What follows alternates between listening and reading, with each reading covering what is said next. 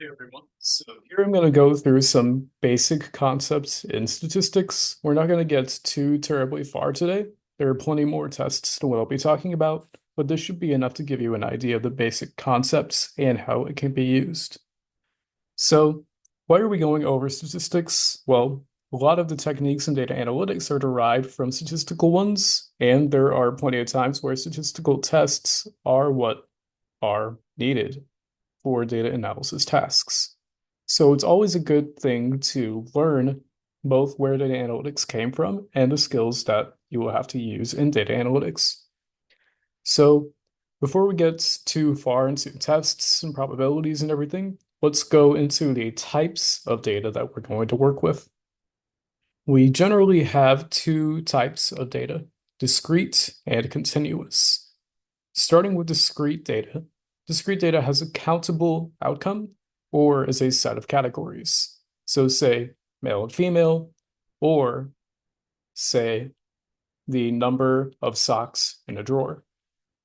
There are two examples also provided here in the text, but we can say that discrete data has several forms, and there are two common distributions that we should be familiar with, the binomial and the Poisson. The binomial distribution will tell you the probability of how many successes happen in a given number of trials. So say, if I flip a coin 10 times, what's the probability of getting one head, two heads, three heads, etc.? It assumes that every trial is independent, so that, say, one coin flip doesn't influence the outcome of the next coin flip, and that every trial has the same probability of success. Every time I flip a coin, it's a 50-50 chance of getting heads and tails. And here is some code that basically creates a binomial distribution for coin flips. And here we have 10 possible successes, and here are the probabilities. We see that there's about a 25% chance that you get 5 heads, about, say, a 12% chance that you get 3 heads, etc. So the binomial distribution can be helpful for this, and it doesn't necessarily have to be a 50% chance of success. It can be 20, 80, whatever. So long as it is a binary, you can fit a binomial distribution to it. And of course, all this code is online, so if you ever have a need to generate a binomial distribution or do any of the other tasks present in this code, you can refer to this and get whatever you need from it. Moving on to the Poisson distribution, this tells us the probability of success of how many successes in a certain period of time. So here we had a number of trials, here we have a number of time. So say the number of cars that arrive in 1 hour. It assumes that events are independent again, and that we know the average number of successes in a time. So say on average, we know that we get 3 cars in an hour. So based on that information, what's the probability of getting 3 cars an hour versus 2 cars an hour versus 5 cars an hour, etc. It also assumes that 2 events can't occur at the same time. And a commonly cited example is the probability of K people entering a restaurant in an hour when the average rate is 3 per hour, or whatever other number. 3 is just an example. Here, I'm going up to the probability of 21 people entering and creating the Poisson distribution and plotting set probabilities. There's basically a 0% chance that you'll get more than 11 people, but you see, by and large, you can expect to get 2 or 3 people, maybe up to 4. Okay. Now we'll move on to continuous data. So continuous data is a bit different in that it has an infinite set of numeric values. Basically, they have fractions, so we can't count them. Some examples are temperature and height. So you can find the probability of a single value occurring, but know that the probability of a single value is usually not that helpful. Like the probability of somebody being exactly 5 foot 11.5 inches tall is vanishingly small. But if you were to branch that into a larger bucket, say 5 foot 5 to 6 foot, then you can get a more accurate probability, a more meaningful probability. So that's why I say you would find the probability of a range occurring. And again, continuous data has a lot of forms, but two commonly seen distributions are the normal and uniform distributions. The normal distribution has a symmetrical bell-like shape around its mean. Okay? And it's often seen in population measurements. So say like the distribution of American male heights, where the mean is 5.75 feet.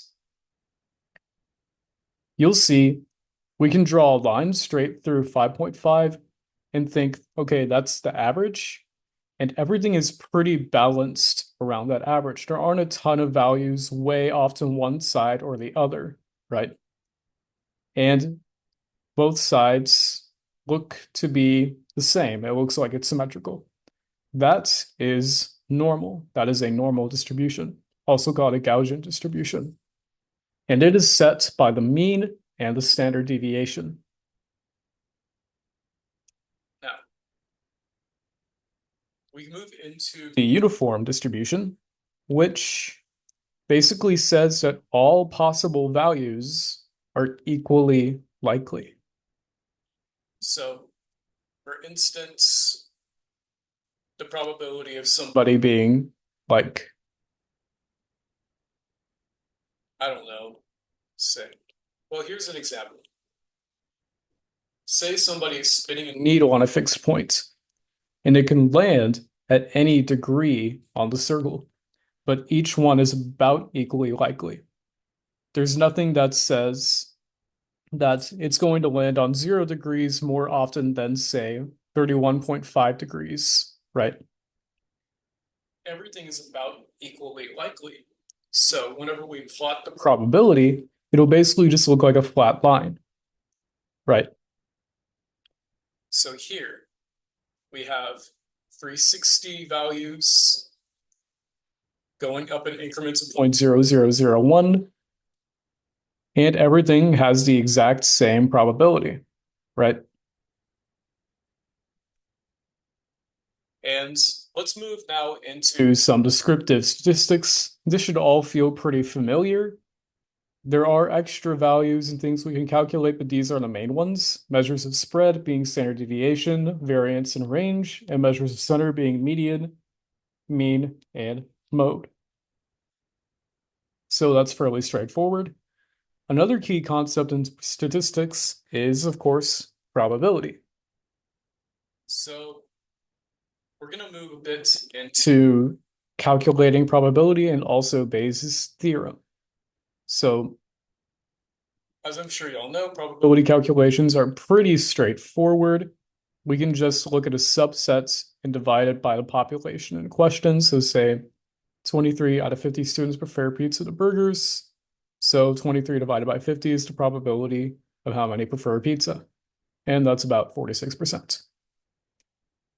And this can be a little bit different when we deal with conditions, like the probability of males preferring pizza to burgers. So 25 males, 25 females, 13 males prefer a burger, over the total of males, 52% chance to prefer burgers. Now, there might be some times where we don't know this intersection, this A plus B, this A and B rather. Right. So if we don't know that, but we need to figure out what that probability is, we can use something called Bayes' theorem.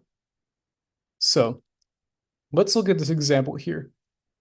We know that 40% of all days start cloudy, right? And 50% of all rainy days started as cloudy days. And we know that 10% of all days are rainy. So using this information, what is the probability of it raining given that a day is cloudy or starts cloudy, rather? Well, here we know we're looking for the probability of A given B. So we can look at the probability of A, in this case, the probability of A being the probability of a day being rainy, times the probability of B given A. So that's the probability of it being cloudy given that it's rainy. So we saw that 50% of rainy days started cloudy. So P B given A is 0.5. And now the probability of B being the percent of days that start cloudy. And you see that formulation down here. With this information, we can calculate the probability of cloudy days that will be rainy. And that's about 12.5%. Now, here's where things start to get a little bit more interesting. Correlation may or may not be something that you are familiar with, but it basically shows the degree to which a variable, let's denote that by y, is explained by a variable called x. So if you put x and y on a graph and draw a line through it and measure how well the line matches the data points, you would get the correlation. So let's look at an example of this real quick. Here we see a positive correlation in that if we draw a line through it, it would be going up. Here we see a negative correlation where the line would be going down. And there's also a case where there is no correlation, where we basically can't draw a line through it, or at least not have it fit the data all that well. We can also calculate something called the correlation coefficient to tell us this more succinctly. Basically, it's a number that tells you both the direction and the strength of a correlation. And the value will fall between -1 and 1. If the absolute value of the coefficient is close to 1, then it is strong. And a strong correlation, if we plot it, looks more or less like a straight line, like in the positive correlation example.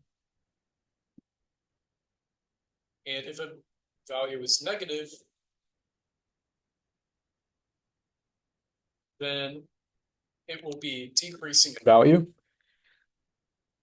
And if the value is close to 0, that means that it has a negative or a very weak correlation, like in this example here. So basically, if the value is positive, then you see something like this where it goes up. If it's negative, you see something like this where it goes down. And the absolute value being close to 1 indicates that it is strong, and the absolute value being 0 or close to 0 means that it has weak or no correlation, like in this example here. And here we see those values plotted nicely, 0.9, -0.9, so strong, strong, weak for no correlation because that's close to 0. And this is positive, this is negative, so this one would be going up, this one would be going down, as seen in the pictures above. Okay.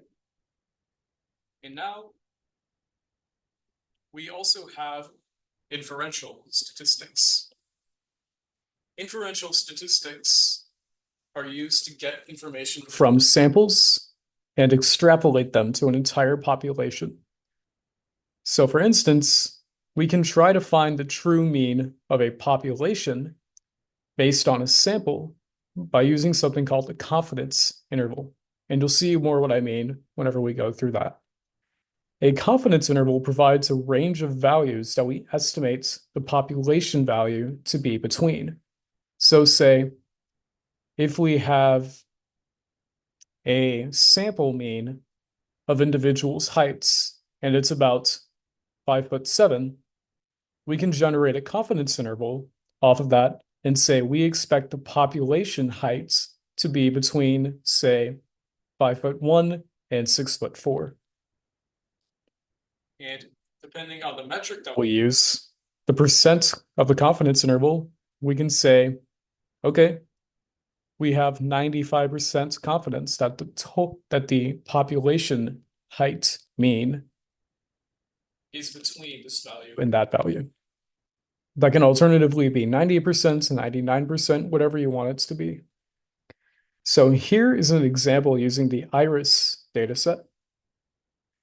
Here, we're just looking at Setosas and versicolors, which are two iris species, iris the plant. And here we're generating confidence interval for the sepal length of both species. Here, I'm going with 95% confidence. And here we can see with 95% accuracy, we can say that the mean sepal length for Setosas is between 4.9 centimeters and 5.1 centimeters. And we can say a similar thing for the versicolors. And that can be useful information. And it's also pertinent to hypothesis testing, which is kind of a more robust version of this. So we can use hypothesis testing to see, for instance, if two means are actually different, specifically the population means. And for that, we can use a t-test or a z-test. Here we're going to use a t-test, but you would only use a z-test if you know the population's standard deviation or variance. Whereas a t-test, you don't require that information. So here, we're going to check some assumptions. Here is the histogram for both Setosas and reversicolors. Both the z-test and the z-test require a normal distribution for the populations you are comparing. For the samples you are comparing, rather. So here, this looks relatively normal. This, not so much, but we're going to push ahead with it anyway. And now we're going to get the variance for both data sets. Again, it's a bit off, but it's fine for pedagogical purposes.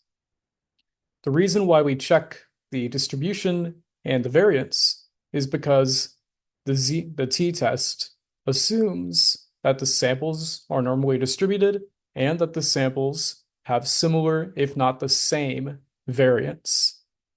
And the z-test has the same set of assumptions. So if we assume that all those assumptions are met here for that problem, we can go ahead and perform a t-test. And luckily, this is pretty easy to do. And here, our t-test will punch out a couple of results, but the main thing I want to focus on is the p-value. A p-value is a very common metric in statistics. In hypothesis testing, we're basically checking the probability that the null hypothesis is true. In this instance, we would say the null hypothesis is that the mean sepal length for Setosas is the same as the mean sepal length for versicolors. Whereas the alternative hypothesis would be that they are different. And the p-value, again, represents the probability that the null hypothesis is true. And here we have a tiny p-value, 8.9 e negative 18. And usually we set our thresholds to say 0.1, 0.005, or 0.00 or 0.01, right? And say that things below that suggest that no hypothesis is not true, because that's a very low probability of the null hypothesis being true. Here, this is less than any of these potential thresholds, so we would say that the null hypothesis isn't true. We would accept the alternative, which suggests that yes, the means between Setosas and versicolors are different. And now we're going to get into probably my favorite section, statistical modeling. Statistical modeling will basically let us see how one or many variables contribute to some outcome. So say we have fish species and we have different measurements on them, like say fin length, overall length, and things like that. And we can use this information along with the species to try to predict how much an individual fish weighs. So we have a set of dependent variables and a dependent variable that we try to predict, right? And we can use that to see basically like how moisture content, nitrogen content, etc., would correlate with inches of crop growth in a certain amount of time. And there are basically two major statistical models, those being linear regression and logistic regression. Linear regression you're probably somewhat familiar with. Basically, this lets us use our dependent variables to predict a numeric dependent variable. So here, let's say that we are trying to predict the sepal length given some extra information, say the sepal width, the petal length, and the petal width. We can bring in all this information and see if we can predict it accurately using that information. And here we're going to come up with a few relevant metrics. So here, let's look at these statistics. The first thing we're going to see is R squared. And that is the percent of Y's variance that is explained by X. Y being our dependent variable, and X being our set of independent variables. So here, our R squared suggests that about 60.5% of the variance in sepal lengths can be explained by the petal width, the petal length, and the sepal width, along with a constant. Okay, so that's reasonably good. It's not great, but we can work with it for now. The adjusted R squared is like R squared, but it's more helpful when there are multiple variables in the X set. So in this case, because we have multiple variables, we would instead prefer to look at the adjusted R squared, which suggests that slightly less of the variance is explained. And now we're going to see some coefficients. So let's look over here. Coefficients, we have one for the constant and for each variable in X. So what these suggest is that for every single unit increase in the variable, so say 1 centimeter in the petal length, then Y would be affected that much. So say for every 1 centimeter increase in the petal length, you would see an increase of 0.9 centimeters in the sepal length. And now we'll also see P greater than the absolute value of T right here. And this is just a fancy representation for the P value for each variable. Here, we assume in the null hypothesis that the variable does not contribute meaningfully to the model. Whereas the alternative hypothesis suggests that it does.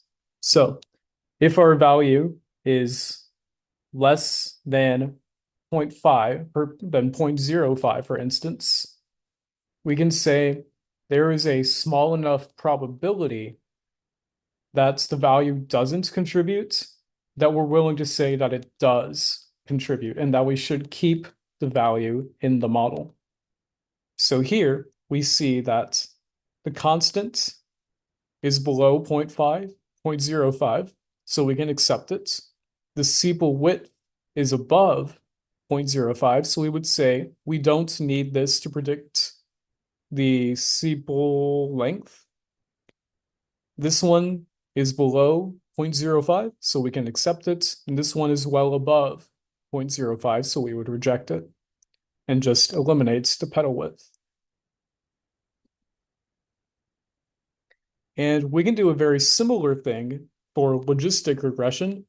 Logistic regression predicts category instead of number. So for instance, we can predict a person's gender based on height, on their weight, etc., things like that. So let's try to predict the species of iris that a given specimen is. Okay? And here we're concerned with the versicolors and the Virginias. Okay? And what we see here is something called the pseudo R squared, which is very similar to the R squared above. And here it suggests that the model can predict very well. There isn't a adjusted R squared for logistic regression, but that's fine. We can work with this for now. And you'll see that we have our coefficients and p-values again. Note that in this model, all of the p-values are at value 1 or just slightly below it, indicating that there are some things that are very correlated with one another. A very common assumption in both linear regression and in logistic regression is that your variables are not correlated with one another. In this case, that's probably what is causing this p-value shift. You also see these coefficients, but these coefficients are not quite the same as above, because remember, we're predicting a category. What exactly is a number if we're thinking about a category? Well, these coefficients are not necessarily a unit increase as we understand it. It is a unit increase, technically, but the coefficient is the logarithm of odds. So say, we know the odds that for a single unit increase in sepal length, that it will be of versicolor type, right? We know that odds. We know the odds of that happening. Instead, this is the logarithm of odds. So we would take that odds that we know to be true and take the log of it and treat those as coefficients. Okay? And if we need to know these odds, we can d-log it. And if we really need to, we can also convert them into probabilities, which can be useful information depending on your situation. So that is more or less what I have to cover. There are some other assumptions to linear regression, but we're not going to go too deeply into those. This is just meant to be a brief overview. So again, thank you for watching. I hope you got something out of it, and take care.